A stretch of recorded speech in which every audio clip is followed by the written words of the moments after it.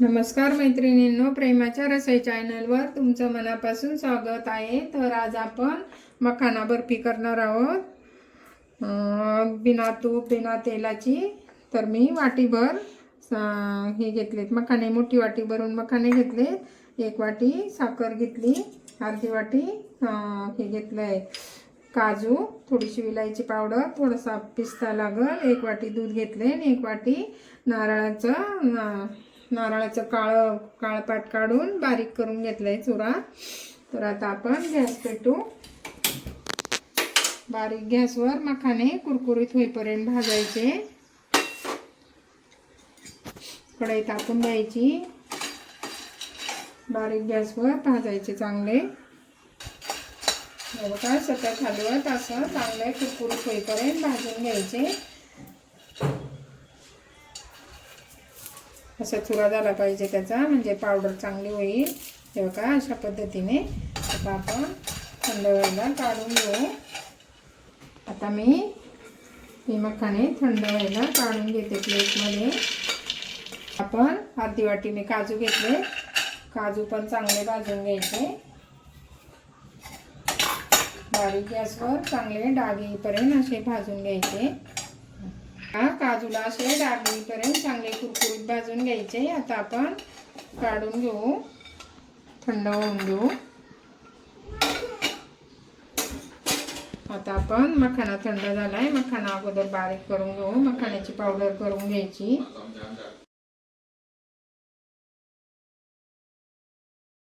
बघा, अशा पद्धतीने आपल्याला बारीक करून घ्यायचंय, एकदम पिठासारखं असं बारीक करायचं। आता मी सगळे मखाने बारीक करून घेते, छोटं भांडं आहे ना।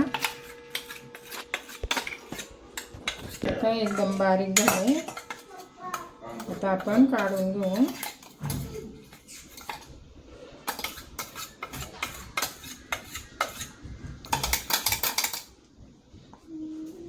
आता आपण त्यामध्ये काजू वाटून घेऊ। काजू जास्त फिरवायचे नाही, मागे पुढे करून मोडवर फिरवायचे, नाहीतर त्याला तेल सुटतं।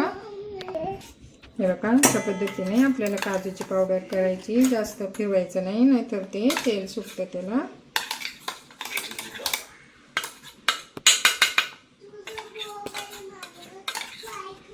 आपण हे चांगलं मिक्स करून घेऊ। त्याच्यात खोबऱ्याचा किस आहे, मिक्सरलाच बारीक करून घेतलंय आम्ही, सुक्कं खोबरं ते टाकू आणि चांगलं मिक्स करून घ्यायचं।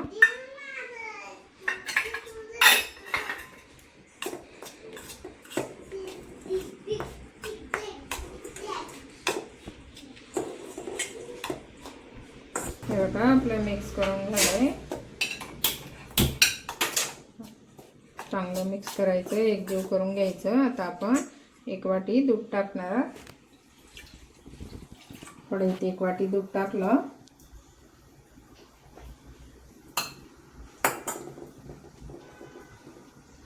त्यामध्येच मी साखर टाकते। आपल्याला आता अशी ना साखर फक्त दुधामध्ये विरघळून घ्यायची, आपल्याला पूर्ण उकळून नाही द्यायचं, अशी दुधामध्ये चांगली विरघळून घ्यायची। साखर विरघळली पाहिजे दुधामध्ये।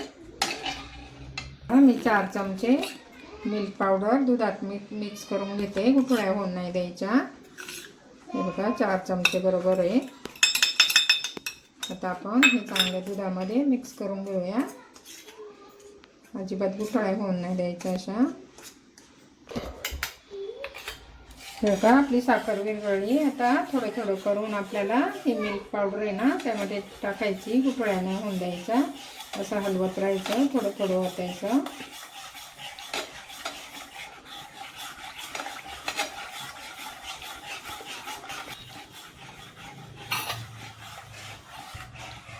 हे बघा, अजिबात गुठळ्या नाही झाल्या। बारीक गॅसवरच करायचं, मोठा गॅस नाही करायचा, सतत हलवायचं। आता आपण ही पावडर मिक्स करूया।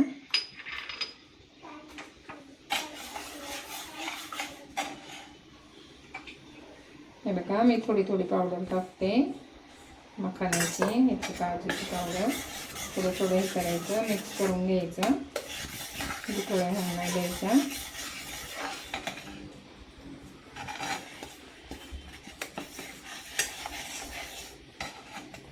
हे बघा आपल्याला असं सतत ढवळत राहायचं.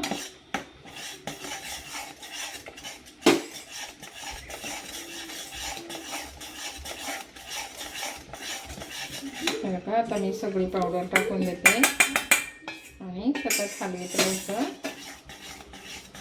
पूर्ण असा गोळा होईपर्यंत आपल्याला हलवीतच राहायचं. असा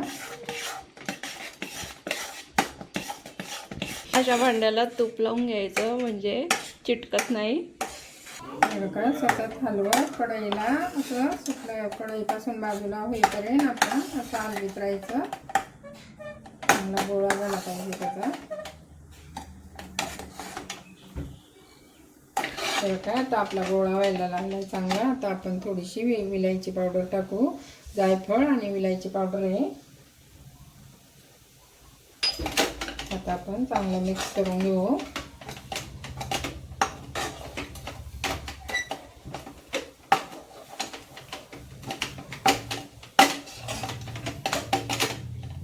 असं हाताला नाही चिकटलं का आपली बर्फी होईल चांगली.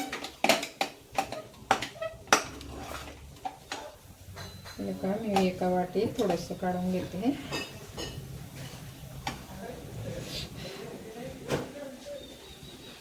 हे बघा हाताला चिकटत नाही असं गोळा होतंय. आपलं बरोबर झालं आपलं हे. आपण काढून घेऊ. हे बघा असं पाहिजे आपल्याला मिश्रण. आता आपण काढून घेऊ आणि असं भांड्याला असं पसरून घ्यायचं. थोडंसं फुलपात्राला तेल लावायचं. असं दाबून घ्यायचं.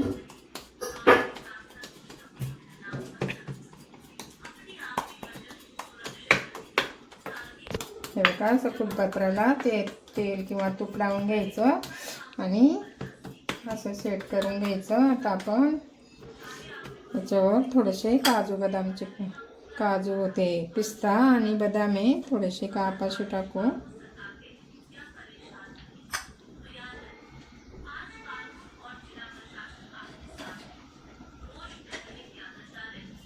थोडंसं दाबून घ्यायचं असं गरम असताना.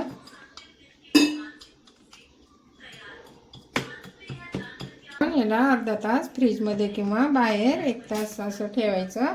मग आपण त्याच्या वड्या कापून घेऊ. हे बघा मी 1 तास बाहेर ठेवली होती. अर्धा तास अशी फ्रीजमध्ये ठेवली तरी चालेल. आता आपण कापून घेऊ. हे बघा अशा पद्धतीने वड्या करून घ्यायच्या.